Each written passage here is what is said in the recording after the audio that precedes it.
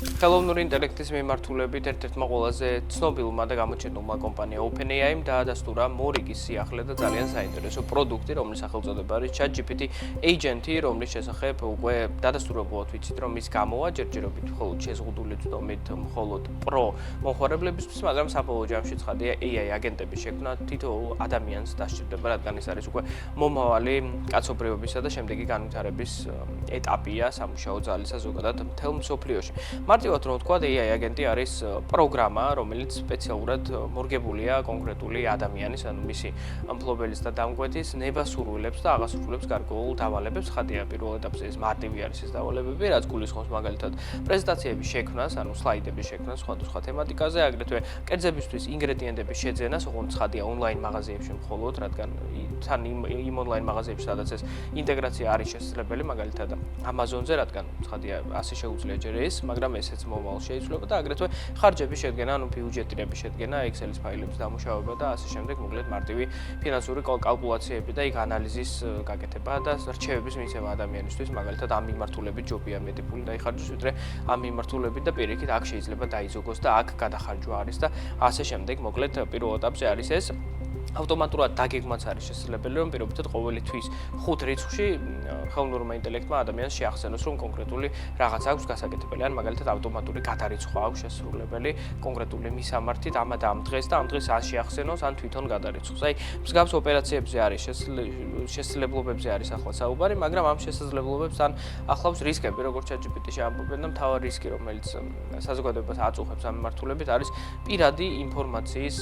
ცუდ ხელში ჩაგდება. რადგან ცხადია, თუკი ჩვენ AI აგენტს მივცემთ ძალიან დიდი რაოდენობის ინფორმაციას და წინააღმდეგ შემთხვევაში ის უბრალოდ ვერ იმუშავებს ეფექტიანად, თუკი მას ინფორმაცია არ მივცეთ, მაშინ შეიძლება კითხვა თუ რა ბედიელის ამ ინფორმაციას ხომ არ შეიძლება რომ OpenAI-მ ეს ინფორმაცია უკვე მოგვიანებით რეკლამის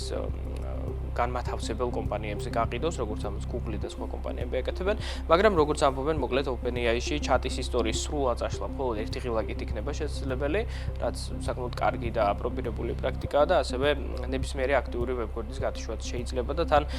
ერთადერთი რაც ინახება არის cookie ფაილები, მაგრამ ნუ ესეც კანონით უკვე რეგულირებულია ფაქტობრივად ყოველ ქვეყანაში და ნებისმიერ საიტზე როცა შევდივართ, იქ cookie-ები ინახება ისედაც და ესეც ანუ OpenAI-ს გამორიცხული და გამონაკლისი ამ შემთხვევაში არ არის, მაგრამ ცხადია უნდა ჩაეშვას ეს ყველაფერი, ვნახოთ უშუალოდ პრაქტიკაში როგორ იქნება აი ამ ძალიან სკრუპულოზური ინფორმაციის გამოყენება უკვე ტარგეტირებული რეკლამისთვის. უნდა აღინიშნოს, რომ agent-ი ამ ეტაპზე აბსოლუტურად 100%-ით ავტონომიური და დამოუკიდებელი არ არის და ეს პრინციპში არის დიზაინით გათვალისწინებული, რადგანაც ეს ტექნოლოგია ნელ-ნელა ეტაპობრივად უნდა განვითარდეს და მის სრულ 100%-იან ავტოპილოტზე მიშვება ამ შემთხვევაში დიდად სარგებლის მომტანი არ იქნება, ამიტომაც მომხმარებელს ყოველთვის შეუძლია რომ agent-ი შეაჩეროს, მიმართულება შეუცვალოს, კორექციები შეიტანოს მის მეთოდოლოგიაში, ან საერთოდაც მას აიძულოს ისეთი რაღაცის გაკეთება, რაც მისთვის თავდაპირველ გეგმაში არ იყო გათვალისწინებული. ანუ მაგალითად, თუკი AI აგენტზე იყო დავალებული ვებგვერდის დიზაინის შექმნა, რომელიც უნდა ყოფილიყო კონკრეტული პარამეტრები წარმოდგენილი, რაღაც ეტაპზე შეიძლება დეველოპინგისა, მაგალითად, მომხმარებელმა დაავალოს აგენტს, რომ ამ ვებგვერდს დამატებით უნდა ჰქონდეს ჩაშენებული გადახდების მოდულიც, რაც თავდაპირველ გეგმაში არ იყო და ამაზე რა თქმა უნდა agents არანაირი პრეტენზია არ ექნება, რადგანაც ის არის თანამშრომელი, რომელიც 24 საათი მუშაობს ნებისმიერ დავალებაზე ყოველგვარი პრეტენზიების გარეშე. ასევე ისიც უნდა ითქვას, რომ შეჩერების და კორექციების მიუხედავად აგენტს მაინც შეუძლია საქმის ისე გაგრძელება, თითქოს არაფერი მოხდარა, ანუ ამ შემთხვევაში საქმე არ გვაქვს დაახლოებით ისეთ რაღაცასთან, რასაც ხედავთ ტრადიციული chat-bot-ის გამოყენების შემთხვევაში, რომელსაც ვაჩერებთ უბრალოდ ჩვაგზაში და წარწერა წყდება და ნუ რაღაც თავიდან იწყება წერის პროცესი. ასეთი რამ არ ხდება, რადგანაც ხშირად საქმის ორჯერ, სამჯერ გაკეთება არის ზიანის მომტანი კომპანიისათვის, ამიტომაც აგენტი ისეთნაირად არის დაპროგრამებული, რომ ის საქმეს აგრძელებს იმ წერტილიდან, სადაც მას გააჩერებ და არ იწყებს რაღაც აშენებულის დანგრევას და მის თავიდან აშენებას, რაც უბრალოდ რესურსების ფლანგვა იქნებოდა. ასევე ისიც უნდა ითქვას, რომ აგენტები იქნება ხელმისაწვდომი სხვადასხვა გამოწერების სერვისების მიხედვით, როგორც თქვით, მოდელზე არის ის თავდაპირველად ხელმისაწვდომი, მაგრამ აგრეთვე პლას მომხმარებლებსაც ექნებათ მისი გამოყენების საშუალება, თუმცა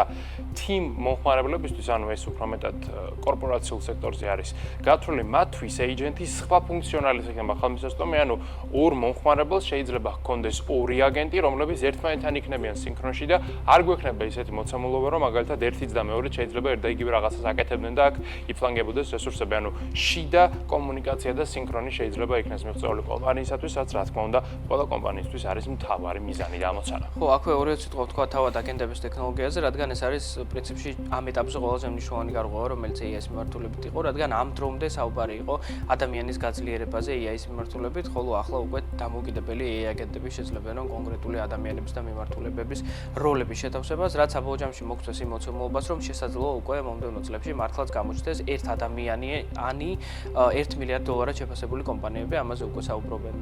ძალიან დიდი ზომის კომპანიების დამფუძნებლები, ისინი ამბობენ, რომ უკვე ჭკვიან ანტრეპრენიორებს შეუძლიათ, რომ მხოლოდ ისინი იყვნენ ერთი ადამიანი იყვნენ ჯგუფში, მაგრამ AI აგენტების დახმარებით ყველა როლი ისე გაანაწილონ, რომ კომპანიამ მიიღოს $1 მილიარდ შეფასება.